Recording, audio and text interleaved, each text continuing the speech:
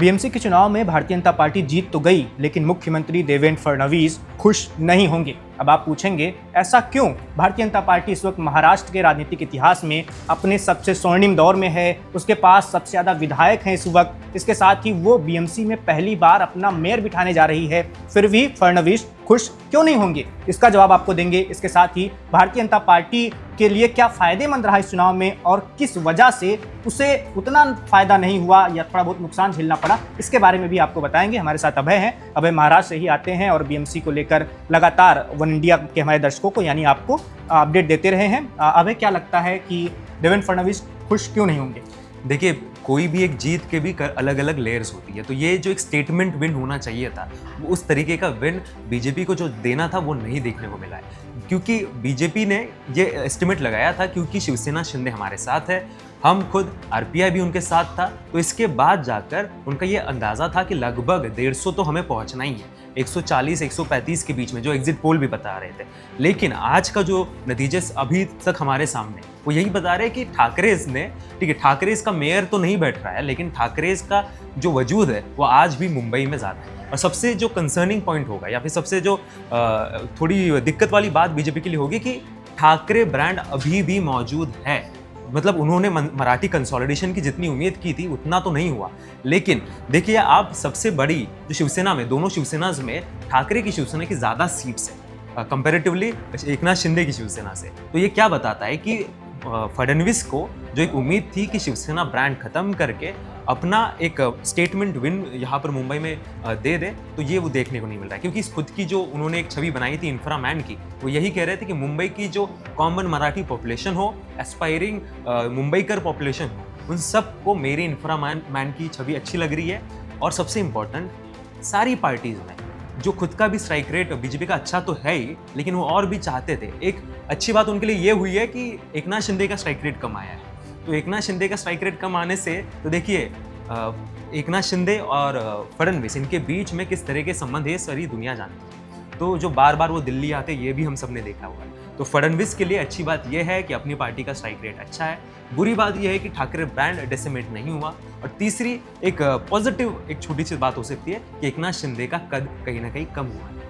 लेकिन ये बीजेपी के लिए एक मतलब नुकसान वाली बात भी तो है कि अगर उसके पास ज़्यादा पार्षद होते तो 5 साल बहुत आराम से चल जाता उसका। चल तो अभी भी जाएगा, उससे कोई नुकसान नहीं होगा क्योंकि राज्य की सत्ता में भी वो है। और लेकिन एक बात ये भी है कि एकनाथ शिंदे काफ़ी ज़्यादा हैरान होंगे इस नतीजों से, जैसा कि वो विधानसभा चुनाव के नतीजों के दौरान थे, जब उनको लगा था कि ठीक ठाक मेरी सीटों की संख्या रह जाएगी और बीजेपी भी 50, 60, 70 के आसपास रहेगी, तो मुझे मुख्यमंत्री पद से नहीं हटाया जाएगा। लेकिन बीजेपी का स्ट्राइक रेट सबको पता है कि कैसा रहा था विधानसभा चुनाव के दौरान। तो शिंदे के लिए क्या महाराष्ट्र में, खासकर मुंबई में, अब कोई जगह ज़्यादा बचती नहीं है? क्योंकि ठाकरे वाली शिवसेना ने साबित कर दिया है कि असली शिवसेना मुंबई वाली तो हम ही हैं। हाँ, यही बात है कि देखिए, महाराष्ट्र के मुंबई के बाहर जो भी सारी म्यूनिसिपल कॉर्पोरेशन के इलेक्शंस थे, वहाँ पर शिवसेना शिंदे ने अच्छा प्रदर्शन किया है। केडीएमसी में सबसे बड़ी पार्टी शिवसेना शिंदे है, ठाणे में बड़ी पार्टी शिवसेना शिंदे है। तो लेकिन जब मुंबई की बात आती है तो मुंबई में शाखाज की जो संख्या थी, शाखाज ठाकरे फैमिली के साथ रही, लीडर्स छोड़ के चले गए थे। तो यही बात है कि कैडर जो था वो ठाकरे फैमिली के साथ था, लीडर जो थे वो छोड़ के चले गए थे। ये जब होता है तो एकनाथ शिंदे के लिए कंसर्निंग है, क्योंकि देखिए हिस्टोरिकली हम देखें तो बाला साहब ठाकरे को भी ज़्यादा सत्ता नहीं मिली, लेकिन हमेशा से उन्होंने मुंबई में अपना वजूद कायम रखा था।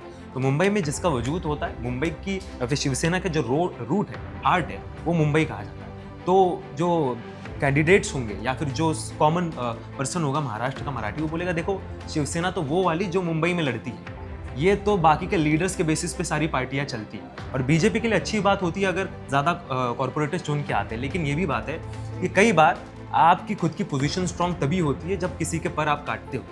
तो पर काटने का भी जो एक फॉर्मूला था वो उन्होंने इस्तेमाल कर लिया है। बस ये कंसर्निंग पार्ट यही होगा कि आगे के चुनाव में, जैसे देखिए चुनाव तो अभी अगले वाले बहुत दूर है, 29 का चुनाव होगा, तो 29 के चुनाव तक बीएमसी में एक प्रमुख विरोधी पार्टी के बल पर अगर उद्धव ठाकरे और फैमिली अच्छे तरीके से अपना जम बिठाती है तो फिर क्या होगा? फिर से देवेंद्र फडणवीस की जो मुंबई की इंफ्रामैन वाली छवि थी, वो डोमिनेंट छवि थी, उसको क्वेश्चन किया जाएगा।